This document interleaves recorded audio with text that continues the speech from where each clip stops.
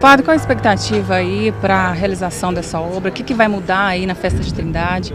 Com a graça de Deus, nós já começamos e já tem aí 3 meses que a obra foi dada início na parte de fundação. É claro que ela já tem muito mais tempo, desde abril do ano passado.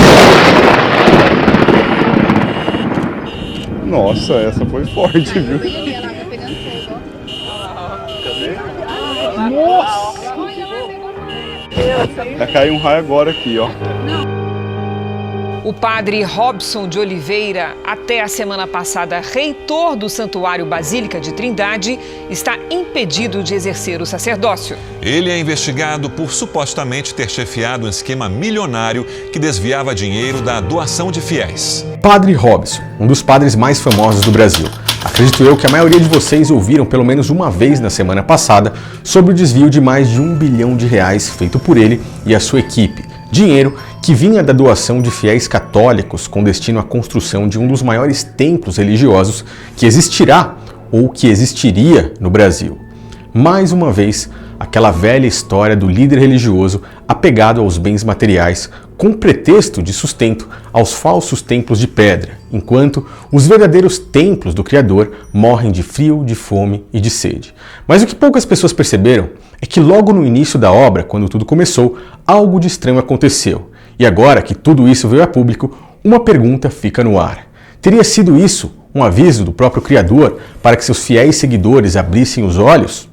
Isso é o que nós observaremos nesse vídeo. Hoje falaremos sobre o lado oculto do espiritual em cima do Padre Robson e o sustento dos falsos templos de pedra.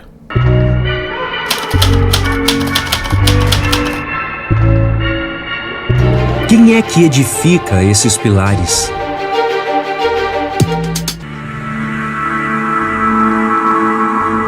Nós estamos conseguindo quitar nossos compromissos financeiros que essa obra exige. Retire seu boleto, faça sua contribuição.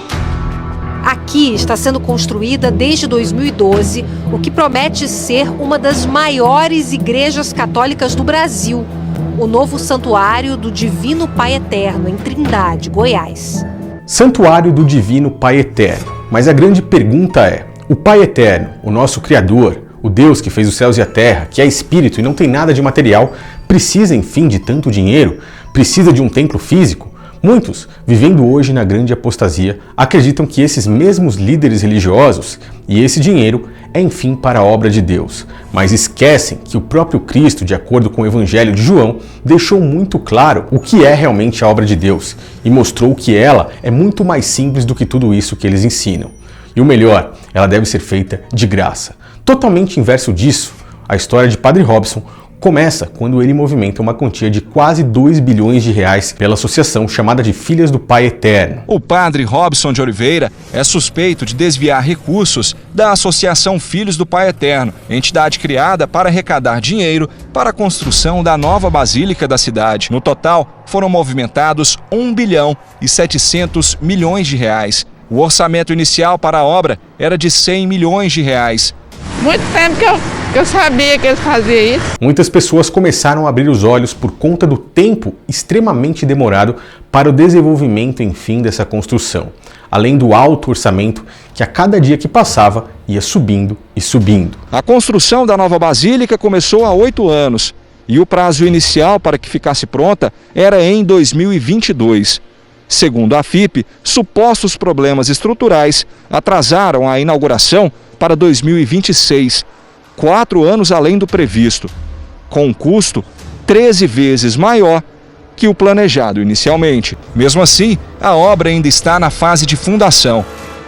E com o passar do tempo, a Polícia Federal começou a suspeitar da grande movimentação e desvio das doações feitas pelos fiéis, aonde no próprio site da FIP, Associação Filhas do Pai Eterno, dizia que todo o dinheiro seria voltado apenas para a evangelização e a construção desse templo, nada além disso. Segundo os promotores, o dinheiro de doação, que deveria ter sido usado na obra, foi parcialmente desviado para a compra de mais de 1.000 imóveis, entre fazendas, um hotel e uma casa na Bahia, no valor de R$2 milhões. A finalidade dela é a evangelização e a construção da basílica.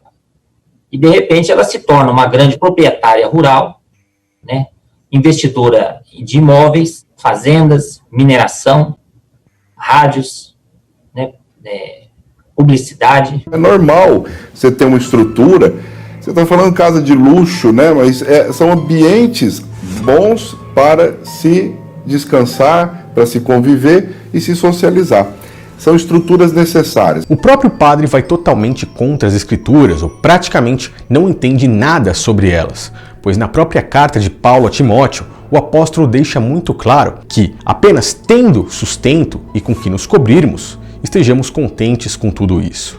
Mas os que querem ser ricos caem em tentação, em laço, em cobiças loucas e nocivas e que afundam cada vez mais os homens na perdição da ruína.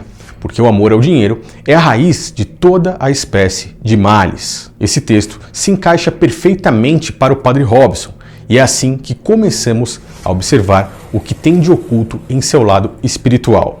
A história se desenrola mais ainda quando se vê que ele estava pagando uma grande quantia, praticamente uma quantia milionária, para um suposto grupo que estava o chantageando, onde, na verdade, o líder desse grupo era um de seus amantes, o que acabou fazendo, na verdade, com que ele confirmasse ainda mais as coisas erradas que ele vinha fazendo. E foi com o dinheiro da AFIP, segundo a polícia, que em 2017 o padre Robson pagou mais de 2 milhões de reais para um grupo que tentava extorquir dinheiro dele. Esse vídeo exclusivo mostra, segundo a polícia, a diretora financeira da AFIP, Roane Carolina Azevedo Martins, entregando uma parte do dinheiro a um dos criminosos. Dinheiro vivo que era entregue para os extorsionários. E o padre continua com as suas respostas, cheias e mais cheias, cada vez mais, de mentiras. Porque eu mesmo não tenho condições financeiras para fazer e nem atender esse tipo de pedido que foi feito. Por que uma funcionária da AFIP saca tanto dinheiro vivo? O que se faz com tanto dinheiro vivo? Bem, eu não tenho conhecimento disso. Acho que precisa ser apurado isso aí para entender se isso é realmente uma suposição ou uma verdade, viu? Mas eu aceito com tranquilidade, com uma certa tristeza, que eu possa ser até chamado de um membro, assim, né? De uma organização que não segue a lei. Tudo isso que vocês viram até agora faz parte de uma doutrina muito antiga criada pelas primeiras civilizações, o templocentrismo.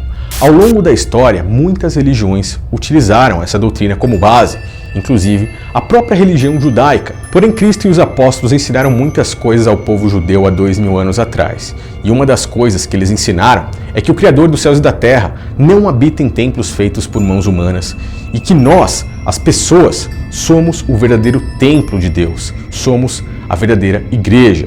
E o próprio Pai não necessita de nada em fim de nossas mãos, muito menos de dinheiro. Os sacerdotes, na época, não aceitaram tais ensinos e acabaram matando a Cristo e, aos poucos, perseguindo e também finalizando com os apóstolos. E essa doutrina de sustento de templos de pedra continuou existindo até os dias de hoje e passaram de religiões até outras religiões, e no caso, chegando até o catolicismo romano e o protestantismo nos dias atuais, onde colocam bilhões no sustento de um falso templo de pedra, enquanto os verdadeiros templos, os templos do Criador, morrem de frio, de fome e de sede. Muitos me dirão naquele dia: Senhor, Senhor, não profetizamos nós em Teu nome, e em Teu nome não expulsamos demônios, e em Teu nome não fizemos muitas maravilhas? Então lhes direi abertamente: nunca vos conheci.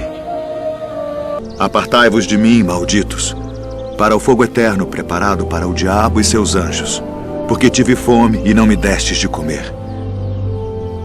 Tive sede e não me destes de beber. Sendo estrangeiro, não me recolhestes. Estando nu, não me vestistes, e enfermo, e na prisão, não me visitastes. Então eles também lhe responderão, dizendo: Senhor, quando te vimos com fome, ou com sede, ou estrangeiro, ou nu, ou enfermo, ou na prisão, e não te servimos? Então lhes responderá, dizendo: em verdade vos digo que quando a um destes pequeninos o não fizestes, não o fizestes a mim. E irão estes para o tormento eterno, mas os justos para a vida eterna. Quantas pessoas não teriam saciado sua fome apenas com o sino comprado para o falso templo do Padre Robson? Essa é uma pergunta que não quer calar. Enquanto isso, a igreja não fica pronta, mas já tem um sino importado da Polônia, de cobre e estanho. Pesa 55 toneladas. Custou 6 milhões de reais. Segundo o padre, o novo santuário, inicialmente orçado em 100 milhões, vai custar muito mais.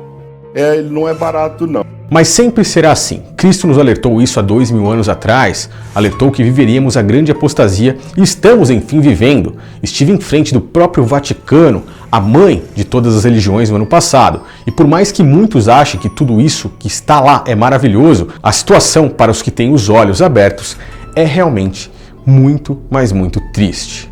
Veja. Mas é muito pior, porque a gente vê isso e aqui atrás, claro que não dá pra entrar pra filmar muito. A gente vê os verdadeiros templos, cara, jogados aqui, né? Totalmente esquecidos. E aqui, bem próximo, o próprio Vaticano. País que tem o menor tamanho no mundo, mas é o mais rico de todos. Os falsos templos contra os verdadeiros templos.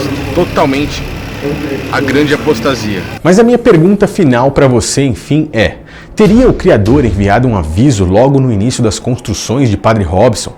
Teria sido realmente um sinal dos céus ou apenas mera coincidência? Veja e me responda. Padre, qual a expectativa aí para a realização dessa obra? O que vai mudar aí na Festa de Trindade?